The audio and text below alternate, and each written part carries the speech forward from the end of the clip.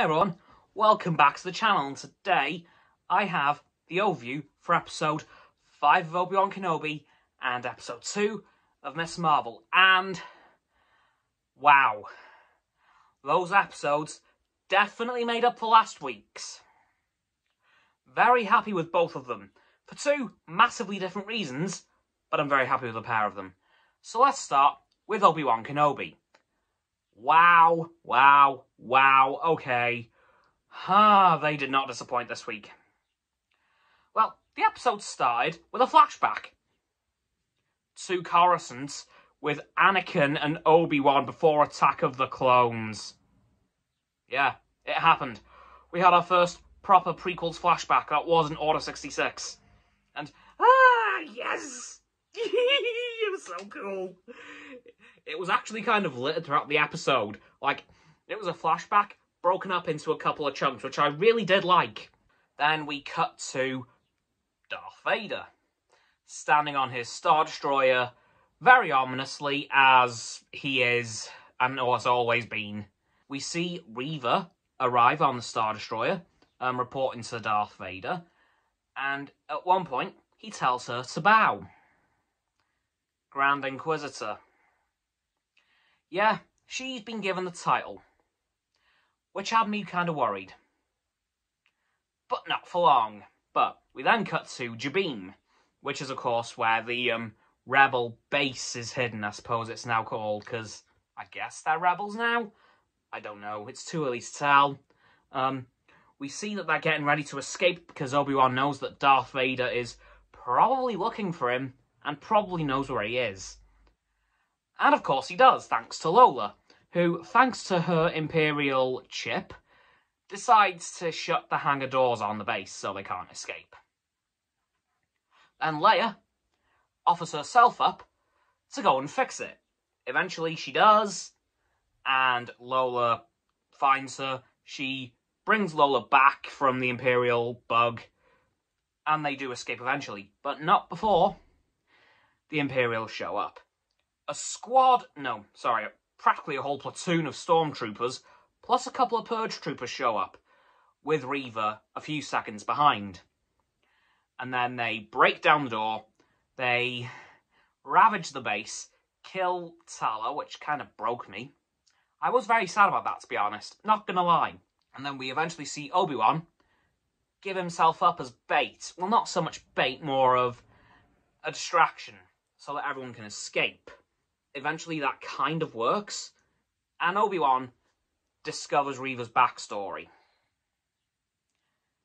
She's a Jedi. She was a Jedi. And she was there during Order 66. So that is how she knew that Anakin Skywalker was Darth Vader.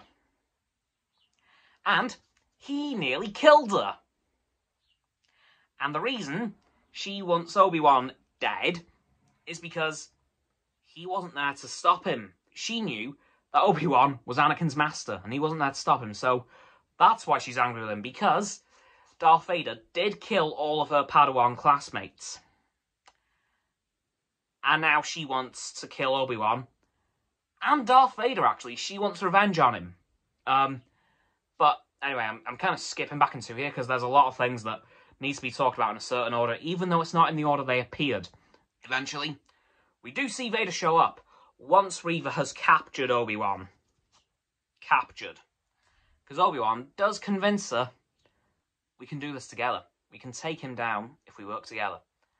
And he lies. He lies. Which is very unlike Obi-Wan, to be honest. Lying isn't something he does, really. Well, not so unsubtly. He does escape with the Jabim rebels, and then Reva decides to take Vader on her own. Bad idea. Terribly bad idea. Because eventually, Vader well and truly kicks her butt, and then the Grand Inquisitor returns, who is so not dead. He Darth Mauled it. He became too angry to die. I love it when the Sith do that, or dark side users. Like, I don't want to die, I'm just gonna be angry. And it clearly works. It worked for Darth Maul, it worked for the Grand Inquisitor, and I think it's going to work for Reva. Because at the end of the episode, we see her left for dead, but she does not die. However, she kind of sort of definitely learns about Luke and Leia and the fact that they're Darth Vader's children, and she knows where Luke is on Tatooine, and she's not dead. So I think next episode, we're going to be going to Tatooine to make sure that Reva doesn't murder Luke. That's going to be fun. Not. But yeah, that's the overview for episode 5 of Obi-Wan Kenobi. And by the way, that flashback was of a training sequence between Obi-Wan and Anakin on Coruscant, where Anakin was way too overzealous, tried so hard to beat Obi-Wan, and ultimately failed.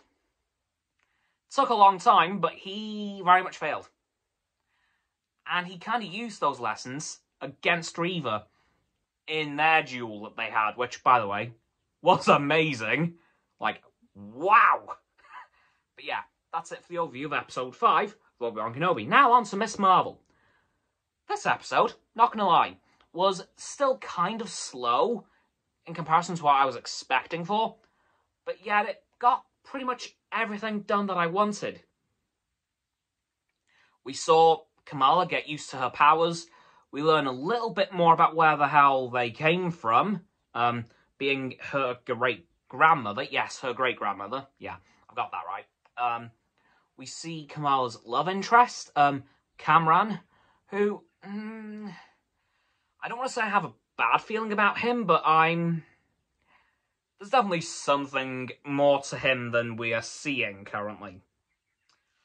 But I'm sure that'll be revealed in the next episode, because it did leave us on quite a cliffhanger. I'll come back to that later.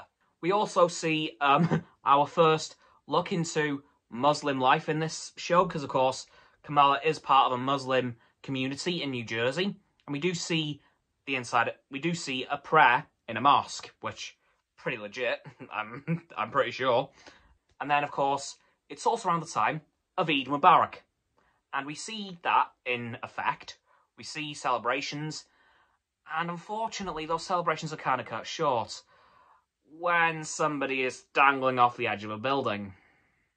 And thankfully, now that Kamala is kind of in tune with her powers a bit more than she was last episode, is able to save him, but not quite in the way she was planning. She did lose concentration as she saw a vision of what I'm assuming was her great-grandmother. Yeah, that completely threw off her concentration. The poor lad fell, but thankfully she was able to throw out a couple of beams of energy to kind of save him. So she did save him, just not quite as efficiently as she wanted to. But a win's a win. Also, her confidence in this episode has just kind of skyrocketed, probably thanks to her kind of recognition now, but no one actually knows that it's Kamala, except for obviously Bruno and her other friend, who I can't remember the name of right now. Ooh. But we do also get another surprise appearance from the Department of Damage Control, who of course appeared in Spider-Man Homecoming back in 2017. Speaking of which, Spider-Man is coming to Disney Plus in the middle of this month. Yes! We're getting Spider-Man Homecoming, Spider-Man 1, 2 and 3, and The Amazing Spider-Man 1 and 2. Far From Home and No Way Home are probably going to be off for a little while longer, but probably not much longer by the looks of it. And I found out as well that Hulk, the Incredible Hulk, is available in America on Disney Plus. So, Disney Plus, could you maybe bring it over here too, so we can have near enough the whole MCU? Please. But yeah, back to Miss Marvel. Just thought I'd go off on a little tangent because it was kind of important. Yeah, so this episode, I've got to say, was really good. I'm really hoping next episode that somebody establishes themselves as the main villain, because I'm not sure what it's going to be right now. Could it be Kamran? Possibly. Could it be Damage Control? Maybe.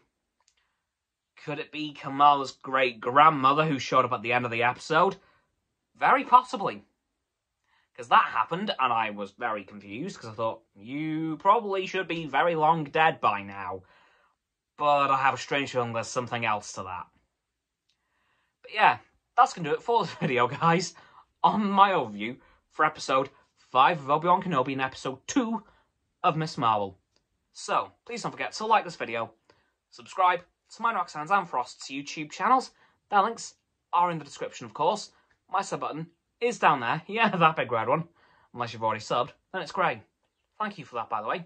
And once you've done that, please don't forget to click all 3 for bell icons to get all 3 sets of our notifications. Comment as well, because why not? And let me know what your favourite parts of these 2 episodes were, because, once you've done that too, please don't forget to follow me on all of my social medias. They'll be in the link tree in the description. Once you've done that too, please don't forget to check out Roxanne's website and Frost's Instagram. And lastly, please, please, please do not forget to share this video with all of your friends so they can join the infinite loop of liking, subscribing, commenting, following, and sharing, and around and around and around that loop. I'll see you guys tomorrow with another video. Goodbye!